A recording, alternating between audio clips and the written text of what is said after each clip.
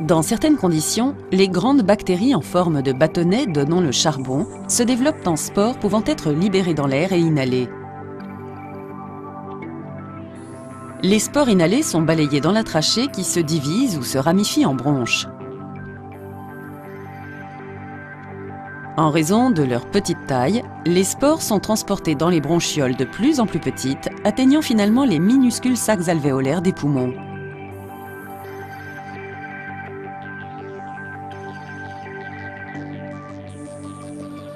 Dans les espaces alvéolaires, les cellules immunitaires appelées macrophages engloutissent les spores et les attaquent avec des enzymes. Bien que certaines spores soient détruites, beaucoup d'autres survivent à l'attaque immunitaire. Les spores survivantes voyagent dans le système lymphatique et s'accumulent dans les ganglions lymphatiques de la poitrine.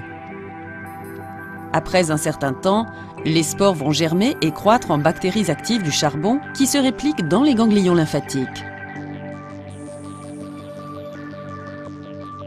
Au fur et à mesure de leur multiplication, les bactéries produisent des toxines nocives entraînant un gonflement et une hémorragie des ganglions lymphatiques.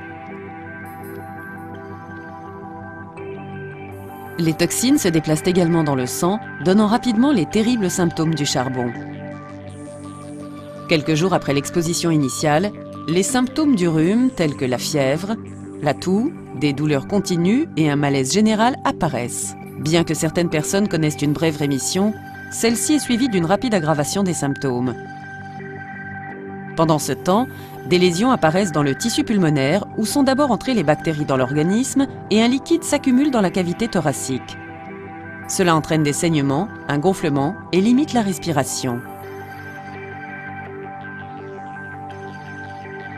Les toxines atteignent également l'encéphale et la moelle épinière, entraînant un saignement dans la couche mince du tissu enveloppant ces structures. Il en résulte de graves difficultés respiratoires, des hémorragies, un choc et souvent la mort.